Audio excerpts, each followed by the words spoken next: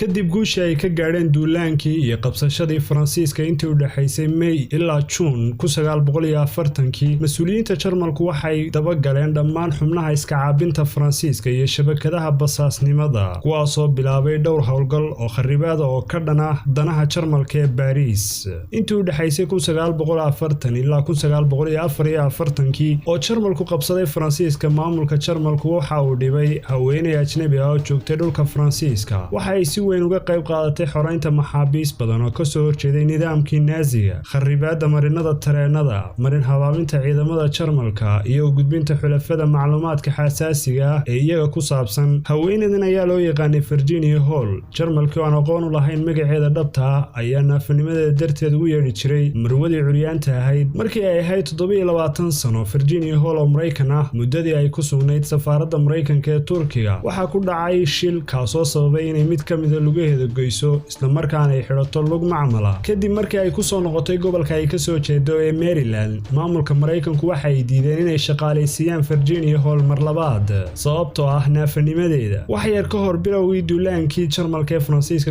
1940 Virginia Hall waxay u guurtay Paris si ay halkaasi uga shaqeyso shaqo darawal ambulance oo loogu talagalay ciidamada Faransiiska markii Faransiiska la jabiyay ee uu isdiibay haweeneydan ayaa ka tagtay Faransiiska si ay u degto Ingiriiska u shaqaynteedii sirdoonka Ingiriiska intii ay Britain joogtay Virginia Hall waxa loo xil saaray inay u shaqeyso adeegga sirdoonka Ingiriiska waxa ay kaga yaabsatay dhammaan awoodaha ay u leedahay inay ku hadasho afafka Faransiiska iyo Ingiriiska kadibna markaa ayaa loo diray Faransiiska iyadoo la siiyay sifada suxufinimo ee New York Post bilowgiiba Virginia Hall waxay cadaysay hawlkarnimadeeda waxayna gudbisay macluumaad badan oo ku saabsan dhaqdhaqaaqa ciidamada Jarmalku ka wadaan Faransiiska waxa ay sidoo kale samaysay koox iska caabiyaal Faransiis oo la hawlgala iyada si ay u samayso shabakad basaasnimo oo gudaha Faransiiska gabadhan Mareykanka ah oo ay ku naanayseen marwada curyaanta ayaa ka cadhaysiisay booliiska sirta ee Jarmalka dhanka kale Virginia Hall waxa uu suurta gashay inay baxsato iyadoo ku socota lugteeda macmalka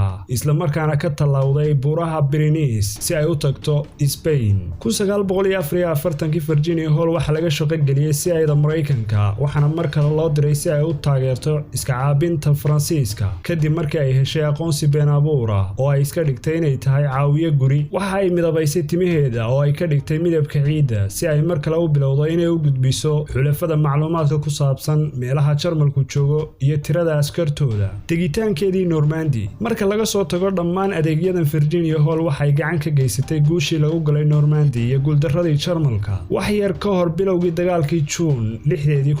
1944 guutada haweeneydan Mareykanka ayaa awood u yeeshay inay burburiyaan 4 bridge iyo inay kharibaan khadka tareenada xamuulka iyo khadadka isgaarsiinta tani waxay gacan ka geysatay dib u dhigista faafinta wararka bilowga soo gelitaanka isbahaysiga ee Normandy iyo carqaladeynta imaantika saadka Jarmalka bilada geesinimada dhammaadkii dagaalkii labaad ee adduunka kadib madaxweynihii Mareykanka Harry Truman waxa uu gudoonsiyay Virginia Hall sanadkii 1945 bilada Distinguished Service Cross oo lagu siifeeyay bilada ugu muhiimsan ee geesinimada ciidanka Mareykanka